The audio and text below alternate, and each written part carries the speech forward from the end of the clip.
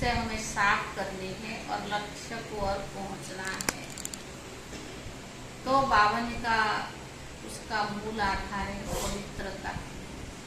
आजकल बाबा हर मूल्य में पवित्रता, श्रीमत और बाप की याद और निश्चय बुद्धि, ये जरूर बाबा हम बच्चों के ध्यान पर देते हैं। क्योंकि बाबा ने कहा कि ये मुरली जो है आधार है। मुरली का माध्यम, श्रीमत का माध्यम ही मुरली है। और हमारी जीवन बनाने वाले, पतित को पावन बनाने वाले, मनुष्य से देवता बनने वाले, हम जो भी कुछ पद को प्राप्त करने वाले हैं, उसका आधार है मुरली। बाबा हमें मुरली के आधार से सब कुछ दे देता है, पुरानी दुनिया को भी नया बना देता है। मुरली के द्वारा ही सवेरे हमें श्रीमत मिल जाती है कि आज के सारा दिन हमें कैसे व्यतीत करना है। तो बाबा ने कहा मुरली को बहुत ध्यान से, अटेंशन से सुनना तो है ही, लेकिन मुरली में बाबा क्या कहता है उसका भी ध्यान रखना है। सार है मीठे बच्चे, लक्ष्य शुभ से आत्मा रूपी मैले कपड़े को साफ करो। लक्ष्य शुभ से आत्मा रूपी मैले कपड़े को साफ करो। पवित्रता के मैनर्स धारण करो और दूसरों को कराओ। प्रश्न है, कौन सी जादूगरी बहुत फर्स्ट क्लास जादूगरी है, कैसे? कौन सी जादूगरी बहुत फर्स्ट क्लास जादूगरी है, कैसे?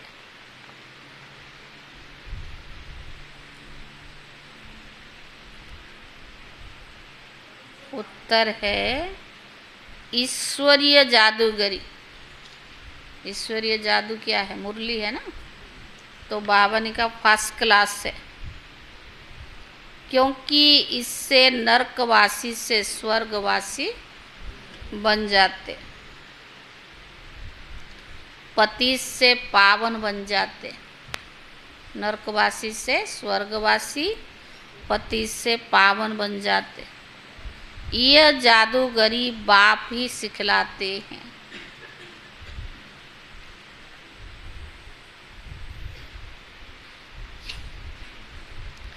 बाबा कहते बच्चे सिर्फ फॉलो करो। बाप कहते बच्चे सिर्फ फॉलो करो तो तुम राजाओं का राजा बन जाएंगे।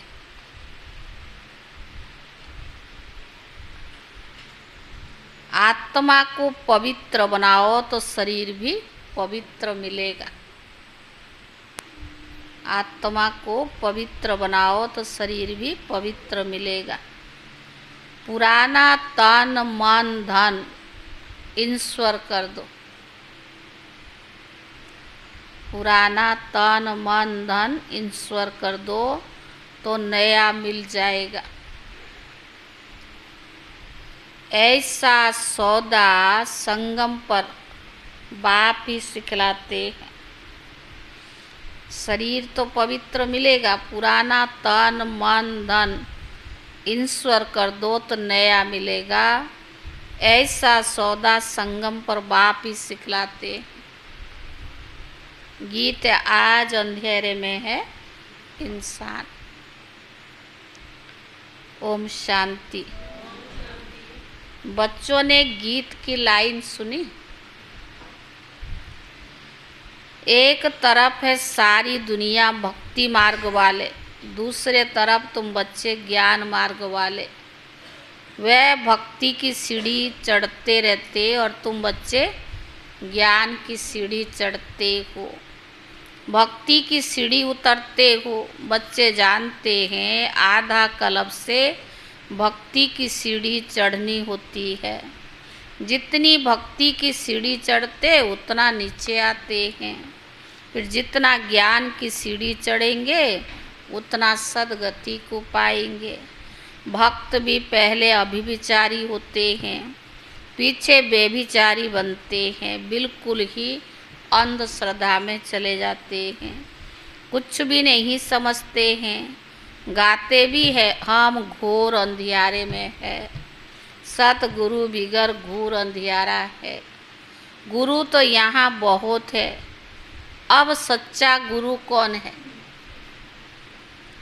साधु संत महात्मा भक्ति कर सब साधना करते हैं अथवा याद करते हैं, शास्त्र वेद उपनिषद पढ़ते हैं, फिर भी कहते भगवान जब आएंगे तभी तो आकर सदगति करेंगे ना। तो बाबा ने कहा सदगति दाता को ही पतित पावन कहा जाता है। अभी तुम बच्चे रोशनी में आए हो, पतित पावन बाप को जानते हो और उनको याद भी करते हो। जितना जो बच्चा बाप को याद करता और ज्ञान धारण करता, उतना उनका अज्ञान अंदर विनाश हो जाता है। रोशनी में ले जाने वाला तो एक ही बाप है। तब कहते ज्ञान अंजन सतगुरु दिया। कोई सुरमा नहीं है, ये ज्ञान की बात है। ज्ञान के साथ योग भी रहता है। अब तुम बच्चों का बुद्धि योग लगा हुआ है निराकार परम पिता परमात्मा के साथ, परंतु तुम्हारे में भी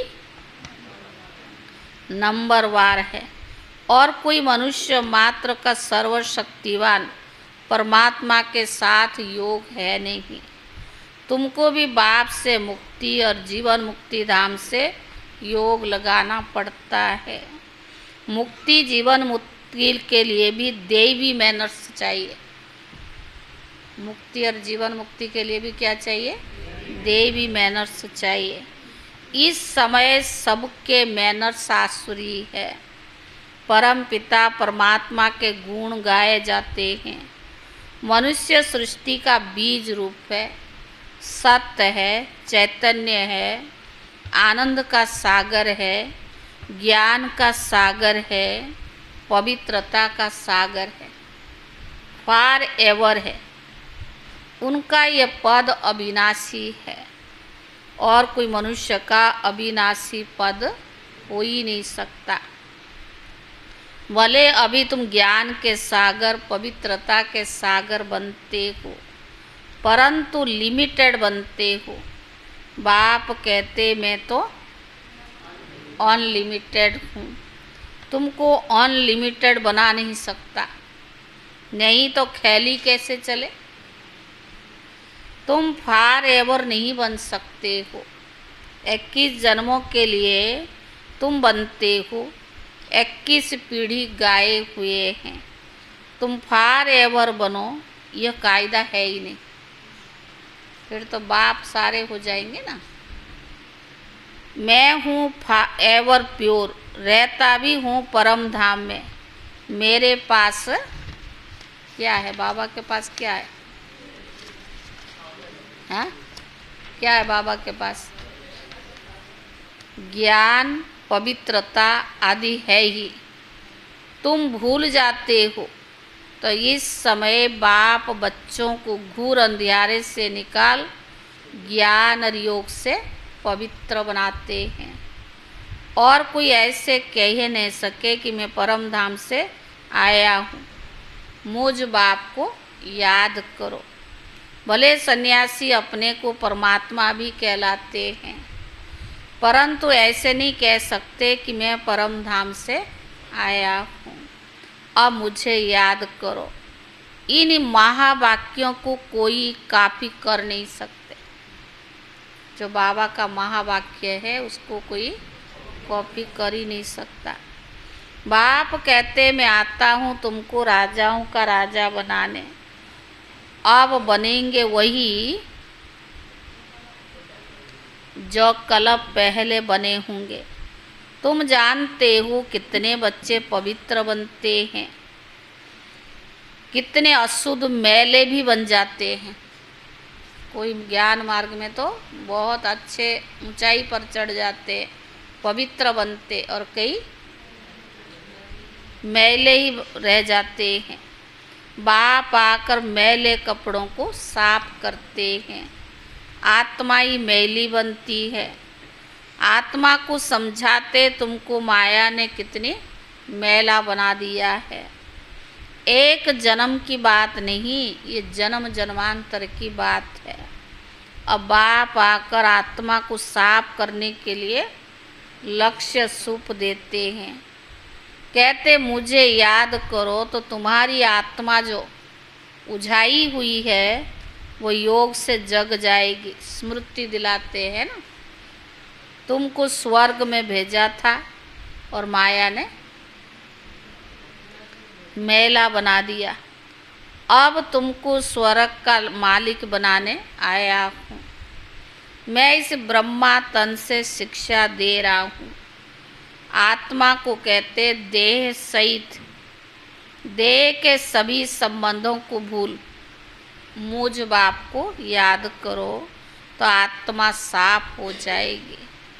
फिर तुमको शरीर भी भविष्य में नया मिलेगा। तत्व आदि भी सतो प्रधान हो जाते हैं। बाप कहते इस पुरानी दुनिया को भी भूल जाओ, मुझे याद करो तो मेरे पास पहुंच जाएंगे।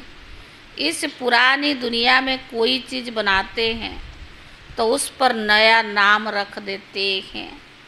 जैसे नई दिल्ली कहते हैं, परंतु दुनिया तो है पुराना ना। अब तुम बच्चों का बुद्धियोग पुरानी दुनिया से बिल्कुल हट जाना चाहिए। तुम आत्माओं को स्वीट होम में जाना है। अब अपने को आत्मा निश्चय करना पड़े और बाप को याद करो तो अंतमति सोगति हो जाएगी। मनुष्य तो अनेकों को याद करते हैं, कोई गुरु को, कोई श्री कृष्ण को, परंतु ये नहीं जानते कि श्री कृष्ण आदि कहाँ गए। यह भी नहीं जानते कि पुनर्जन्म सबको लेना जरूर है। ये रस्म सृष्टि के आदि से ही चली आ रही है। सतयुग आदि में देवी देवता थे तो जरूर पुनर्जन्म में से शुरू यहाँ होगा। पहले पहले हैं श्री कृष्ण, फास्ट नंबर मनुष्य, उनकी महिमा ज़्यादा है। लक्ष्मी नारायण की इतनी नहीं है क्योंकि बच्चे पवित्र सतो प्रधान होते हैं। श्री कृष्ण की महिमा ज़्यादा है क्योंकि पवित्र सतो प्रधान होते हैं,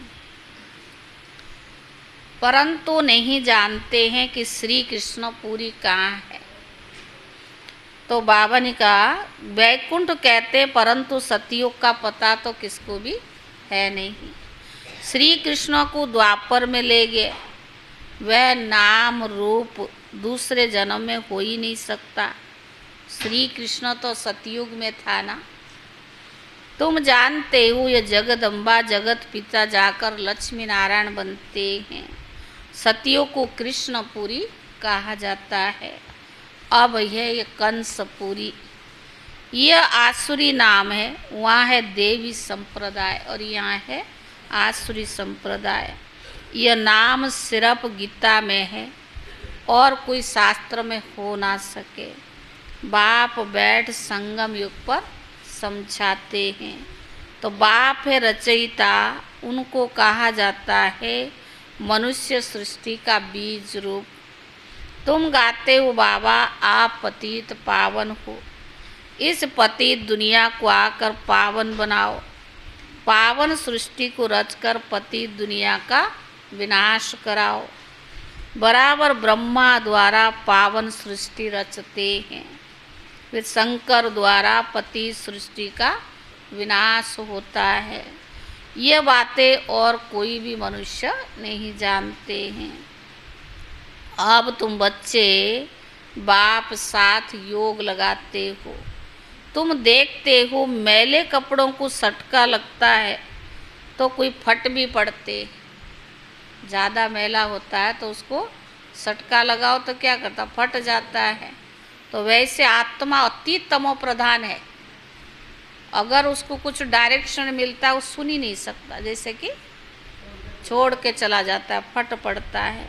इतने तो अजामिल जैसे पापी है जो बिल्कुल साफ भी नहीं होते, इतने कड़े संस्कार है, पुराना संस्कार है। बाबा उनको साफ करना चाहते पर होता नहीं है।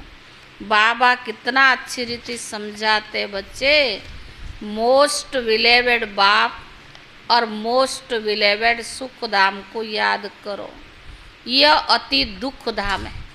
अति की बाबा ने कहा दुख धाम है, सभी त्राही त्राही करते हैं, एक दो को मारते, फिर कहते भगवान रक्षा करो। चोरी चोरी करता है तो क्या कहता, मुझे भी रक्षा करो। और जो ढूंढते हैं चोर को, वो भी कहते वो मिल जाए, तो भगवान किसको रक्षा करेगा। बाप तो है लिबरेटर, तुम जानते हो बाबा आया हुआ है इन पार्टिकुलर यानी खास हम बच्चों को और सभी को इन जनरल यानी आम शांति धाम ले जाएंगे। जीवन मुक्ति में जाओ या ना जाओ, मुक्ति में तो सबको जाना ही पड़ेगा। तुम बच्चों में भी नंबरवार है जिनको ये नशा है। ज्ञान सबने लिया है, लेकिन ज्ञान का नशा जिनको है वो उसमें भी नंबरवार है। सबको एक जैसा निश्चय नहीं है, सब एक जैसा बाप की कहने पर नहीं चलते हैं। तो बाबा ने कहा अजामिल जैसे पाप आत्माओं को स्वर्ग का मालिक बनाते हैं, तो बच्चों को बार बार समझाते, बच्चे तुमको देवी गुण धारण करना है, एम ऑब्जेक्ट बुद्धि में। हमें मनुष्य से देवता बनना है तो उसके लिए देवी गुण धारण करना पड़े। सतयुग में आएंगे तो बाबा ने एम ऑब्जेक्ट दिया है, बिना देवी गुण धारण करे देवता थोड़ी बनेंगे। यह पवित्रता के मैनर्स और कोई नहीं सुनाते। सन्यासी तो घरवार छुड़ाते हैं, तुमको घरवार नहीं छोड़ना है। सन्यासी लोग तो घरवार छोड़ते हैं, लेकिन कई लोग कहते ब्रह्मा कुमारियाँ घरवार छुड़ाते हैं, पर बाबा ने कभी नहीं कहा। घर गृहस्थ जो बनाया है उसको बहुत अच्छे से पालना करना है, उनकी परवरिश करना है, क्योंकि उनके लिए तो आप ही मास्टर ब्रह्मा है ना। तो फिर जब बाबा ने कहा साथ साथ परमात्मा को भी याद करना, छोड़ना कुछ नहीं है, और उससे भी ज़्यादा प्यार से उनकी संस्कार भी अच्छी देनी है। वह है हद का सन्यास, यह है बेहद का सन्यास। सन्यासियों को बहुत मान मिलता है। यहाँ तो कोई सन्यासी आते तो उनको कहा जाता पहले ड्रेस बदली करो, स्त्री को जाकर ज्ञान सुनाओ, बहुत आकर तुम्हारे चरणों में गिरेंगे। माताओं के बिगैर उन्हों का उद्धार हो ही नहीं सकता। दुनिया में भी माता गुरु मानते हैं, अगर घर में माता नहीं हो घर को घर नहीं माना जाता है। तो बाबा भगवान भी माताओं की कितनी रेस्पेक्ट करता है। तो बाबा ने कहा माता बिगैर उन्हों का उद्धार हो ही नहीं सकता, क्योंकि तुम नॉलेज देती हो, बाकी चरण में गिरने की कोई बात नहीं है। कोई नमस्ते व राम राम कहते तो जवाब तो देना होता है। बाबा भी कहते बच्चे नमस्ते। भगवान कितना निरंकारी है, बच्चों को कहता नमस्ते। मैं तुमको अपने से भी ऊंचा बनाता हूँ। लौकिक में माँ बाप भी क्या करते, खुद भी कैसे रहेंगे, लेकिन बच्चों को हमेशा अच्छा पहनाएंगे, अच्छा खिलाएंगे, अच्छा स्कूल में पढ़ाएंगे। अपने से भी ऊंचा बच्चों को समझते। यहाँ भी भगवान अपने से भी ऊंचा हम बच्चों को रखता है। तो बाबा ने कहा कोई नमस्ते व राम राम कहते तो जवाब देना होता है। बाप भी कहते बच्चे नमस्ते, मैं तुमको अपने से भी ऊंचा बनाता हूँ, तुमको ब्रह्मांड और सृष्टि दोनों का मालिक बना देता हूँ, और फिर मैं वानप्रस्थ में चला जाता हूँ। परंतु क्या, श्रीमत पर चलना पड़े। इस पुरानी दुनिया से मुख मोड़ना पड़े। जैसे राम रावण का चित्र है, कृष्ण का भी चित्र है, नरक को लात मार रहा है, स्वर्ग का गोला हाथ में है। बाबा बहुत अच्छी रीति समझाते, परंतु बाबा तो बच्चों को बहुत अच्छी रीति समझाता है, परंतु विरला कोई समझते हैं, कोई विरला कोई ये व्यापार करते हैं। बाप को तन मन धन दे नया लेते हैं, सब नहीं दे सकता है ना। और बाबा कितना अच्छा दुनिया हमारे लिए स्थापन कर रहा है, जहाँ कभी दुख और शांति नहीं होगी, सदैव सुख शांति होगी। तो बाबा ने कहा यह फर्स्ट क्लास इंश्योरेंस है। जैसे कोई बीमा बनाता है, इंश्योर करता है, इंश्योरेंस बनाता है, तो किसके लिए? अपनी फ़ायदा के लिए। बैंक में भी रखते जमा करते हैं तो बढ़ कर के मिलता है।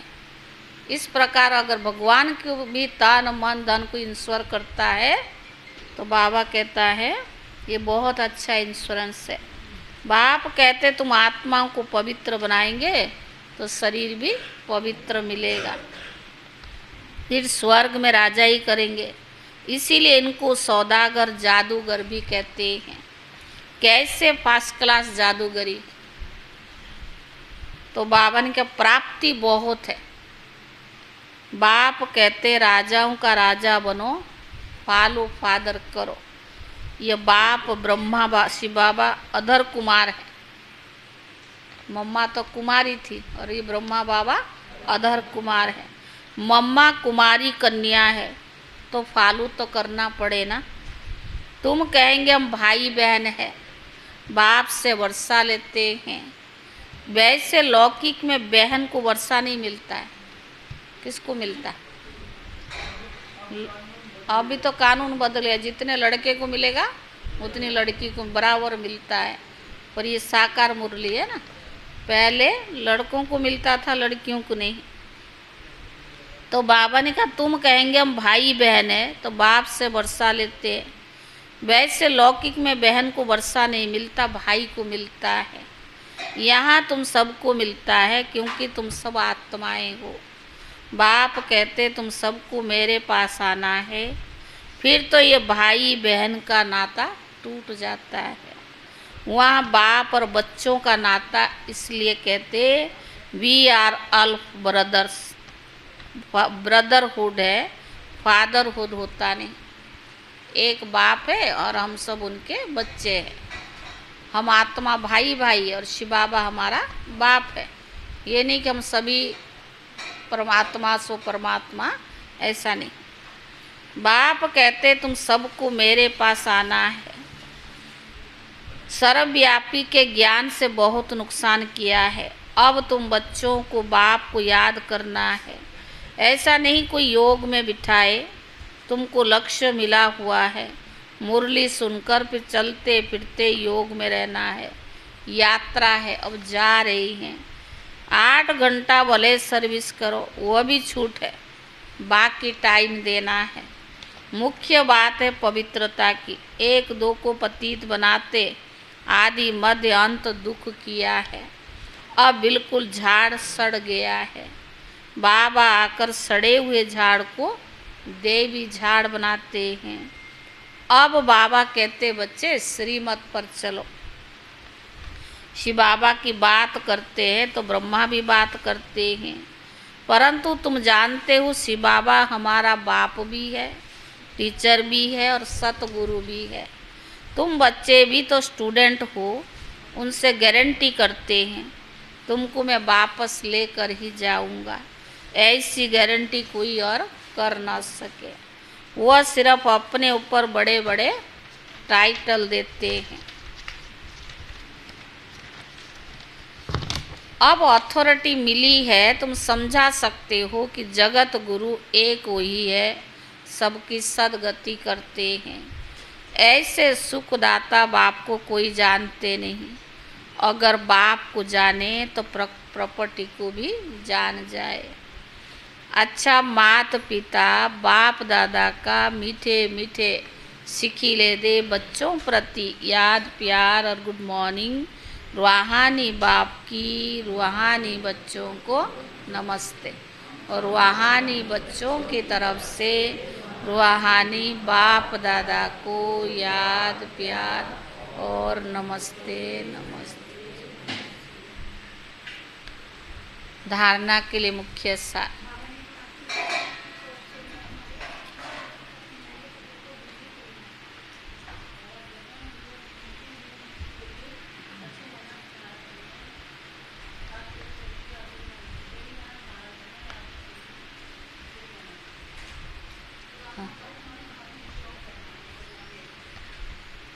बाबा ने कहा जो आपके पास पुराना तन मन धन अगर बाप को ईश्वर करते बाबा उसके बदले नया देता। कल जैसे बाबा ने कहा ना, सुदामा ने चावल मुट्ठी दिया, उसको क्या मिला?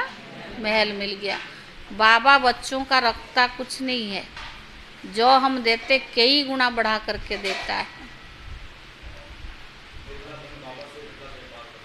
सच्चा व्यापार बिरला कोई कर सकता है। जो बाबा ऐसे व्यापार सिखलाता है तो सच्चा बिरला कोई ये व्यापार कर सके। तन धन ईश्वर करना है। ऊंचा बनाता हूँ मेरी श्रीमत पर। बाबा लिबरेटर भी है। On limit Baba on limit है, पर बच्चों को लिमिट बनाता है, अनलिमिटेड बना ही नहीं सकता है।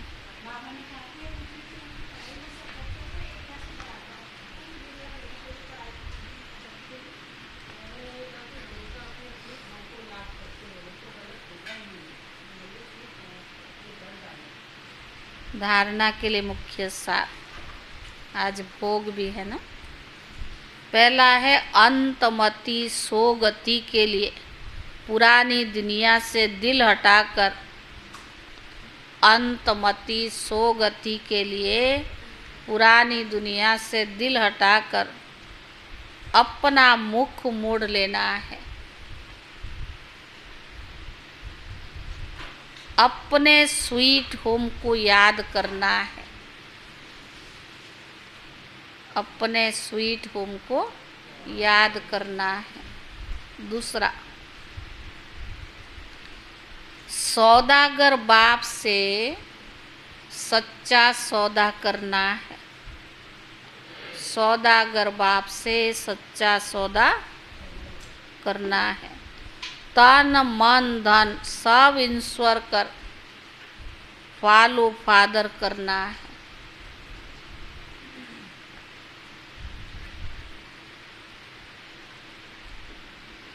वरदान, हद की दीवारों की पार कर मंजिल के समीप पहुंचने वाले उपराम भव। हद की दीवारों को पार कर मंजिल के समीप पहुंचने वाले उपराम भव।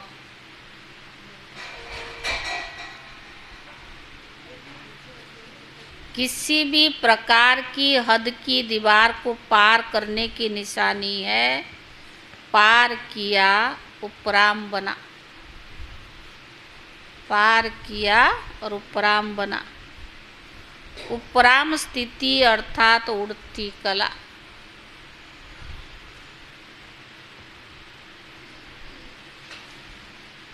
ऐसी उड़ती कला वाले कभी भी हद में लटकते बाटकते नहीं। ऐसी उड़ती कला वाले कभी हद में लटकते बाटकते नहीं। उन्हें मंजिल सदा समीप दिखाई देती है। वे उड़ता पंछी बन कर्मों के इस कल्प वृक्ष की डाली पर आएंगे। वे उड़ता पंछी बन कर्म के इस कल्प वृक्ष की डाली पर आएंगे। बेहद के समर्थ स्वरूप से कर्म किया और उड़ा। बेहद के समर्थ स्वरूप से कर्म किया और उड़ा।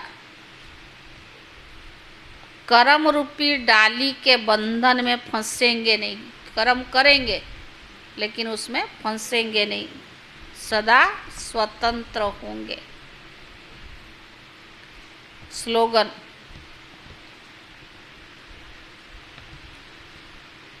अनुभवों की अथॉरिटी बनो तो माया के भिन्न भिन्न रॉयल रूप से धोखा नहीं खाएंगे। स्लोगन है, अनुभव की अथॉरिटी बनो तो माया के भिन्न भिन्न रॉयल रूप से धोखा नहीं खाएंगे।